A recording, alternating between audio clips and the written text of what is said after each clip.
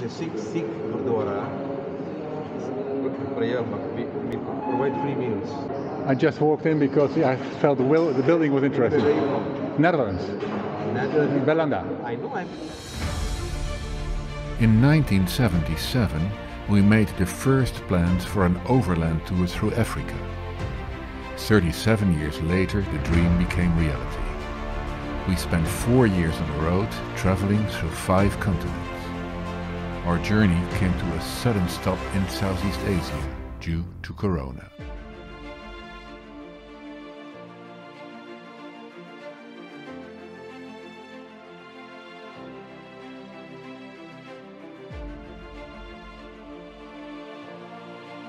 We have hit the road again, but nobody knows where and when our voyage will end. In the previous episode, I visited many sites of Kuala Lumpur, including the Kuala Lumpur Bird Park and the 300-meter high Kuala Lumpur Tower. Masjid was still in the Netherlands. Today, after breakfast, I first will go to the bank to prepare payment for the transport fee of the car. Then I plan to visit a relocated traditional house. Thank you, sir. So this is my masala dosa. According to the map, the traditional house is here. I have to walk a bit further, but it appears to be closed. There are only tours at specific hours. It starts to pour. After finding shelter in a hotel lobby, I go for an indoor activity. I'm going to the aquaria. It's also wet, but at least it's controlled wet. Kuala Lumpur's Aquaria, KLCC, is one of Asia's top 5 aquariums. It has a 90-meter long underwater walkway and has over 5,000 creatures on display.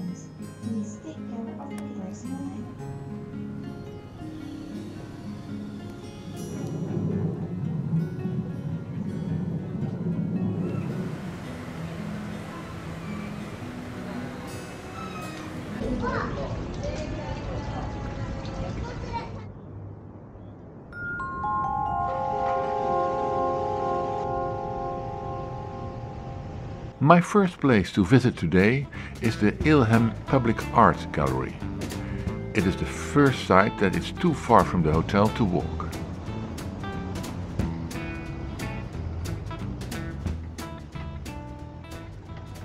The ILHAM Public Art Gallery offers exhibitions and public programs showcasing modern and contemporary Malaysian art.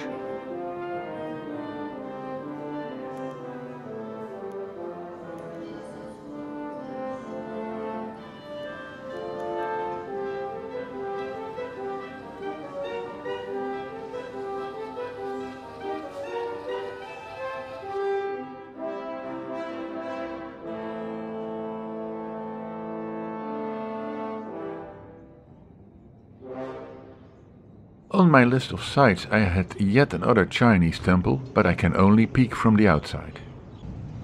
I come across something that looks like a VIP meeting with lots of police and black limousines around.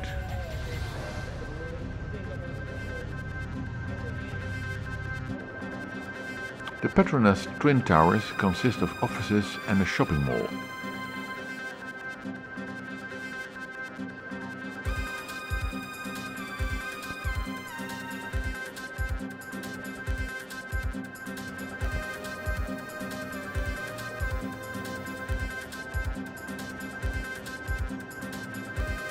but also houses the Petronas Discovery Centre.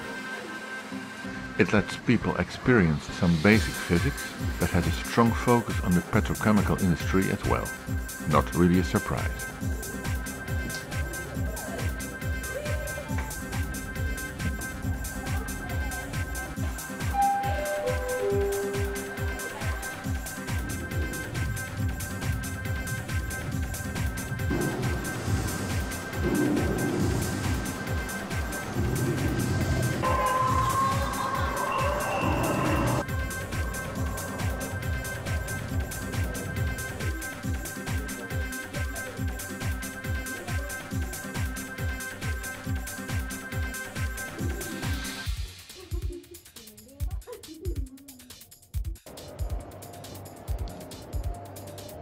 I close the day with a visit to Rumah Penghulu Abu Seman, the traditional house that I tried to visit yesterday. Apparently there are not many visitors because before my tour can start, the house first needs to be cleaned and opened. It is a Malay house of about 100 years old, one of the few that still exist. It was restored and relocated. In this house, the chief of the village was living. The house has 3 sections that were built at different points in time. The space below the house was used for animals and storage. Below the house was a loom, a boat, and this device for peeling the rice.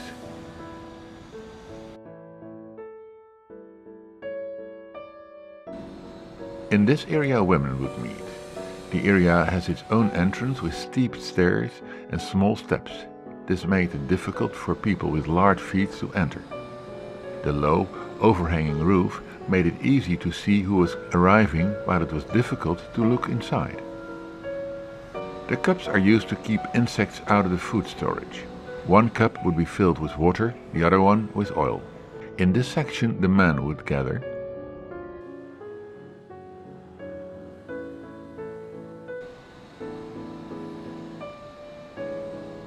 This is the bed of the wedding couple.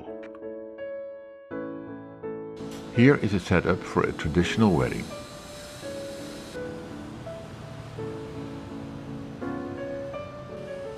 Not all furniture was from the original house, but with information from the family, similar furniture could be acquired. This is a typical bed with fences on 3 sides. The men would sleep at the open side and the women at the closed side. The house has a living part and an office part, where also public functions took place.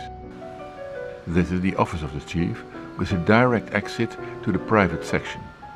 In this area, larger groups would gather. The chief would sit on the stairs when he was addressing the people.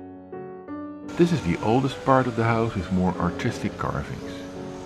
On the right is the newer part with more practical carvings, offering better ventilation. Roof tiles were expensive because they could be made by one person only. He would use his leg as a template. The same leg was required to always get the same shape.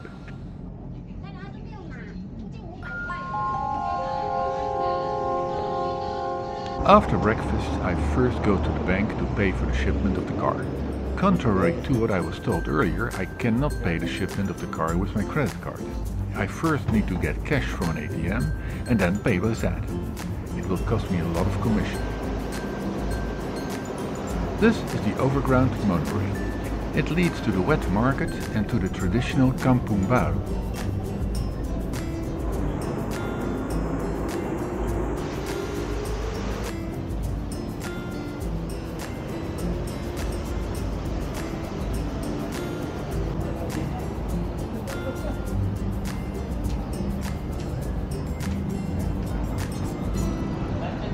Oh, Mr. Hello, how are you? Okay, I'm fine. Thank you. This is the biggest wet market I have seen in Malaysia.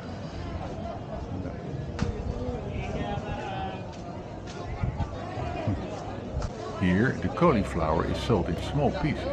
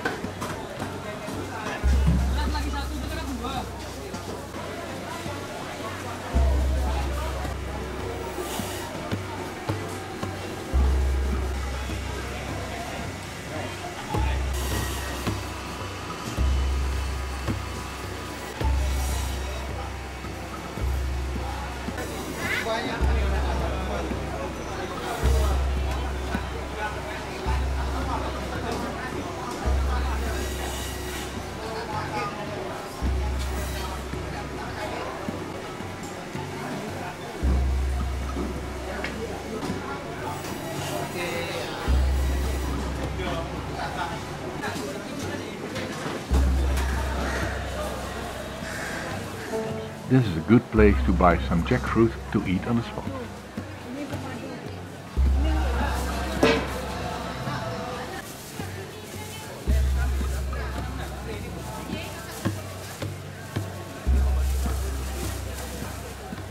Biar sekolah dia dulu.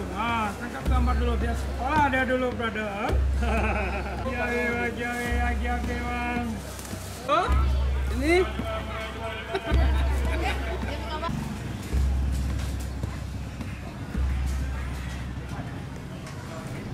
I see an interesting building that appears to be a Sikh temple. The Tatt Khalsa Gurdwara was built in 1922 and is the largest Sikh temple in Southeast Asia. After my hair has been covered, I am invited to enter and to use a free lunch. Because this is rice pudding. Okay. Rice pudding. So that is why I say you can get a separate. So it's more like a dessert. Separate, this is a dessert plus this. This goes with this. Okay. Now, can I try a little bit of this as well? Yeah. That's it. Okay. So Thank that's you. how you mix it. This is common in the Sikh Gurdwara. Prayer, we provide free meals. Okay. I just walked in because I felt the building was interesting. Netherlands. Belanda. I know, I've been there. Okay. I've been in then I was in The Hague and all that. Okay, I lived there. In the Rotterdam, Scavenia, name it, I've been there. Okay. Because I was a student in UK, London. Okay. And I had a friend of mine who studied with me in UK. He works with the Dutch police force. In All the right. chemistry department. Okay. Okay. Harry Jensen, his name. Harry Janssen. So Okay. don't worry, everything here is vegetarian. Okay, well that's fine. That's one number one. Number two, there's no alcohol, Yeah. not allowed, no tobacco, Yeah. no drinking, no smoking, nothing. Yeah, I saw that the sign. I hope you understand. Yeah, you can go to any Gurdwara or temple all over the world. Okay. Always free. Just take care. But do a bit of exercise.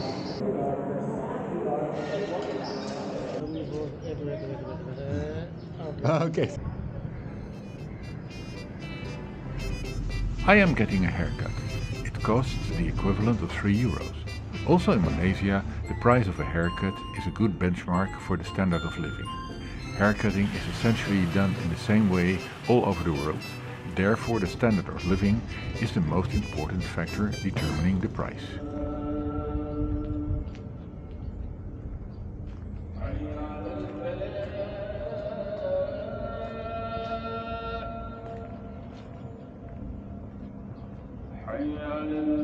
Masjid Jamek Kampung Baru is the main mosque of Kampung Baru.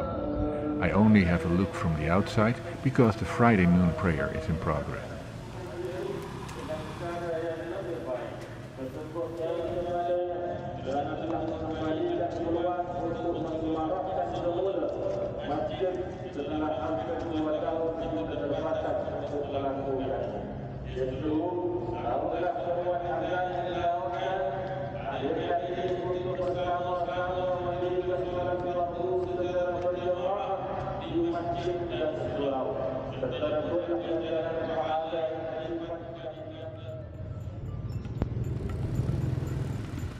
Kampung Baru is a traditional section of Kuala Lumpur. It has wooden houses and small streets and feels a bit like rural Malaysia between the skyscrapers.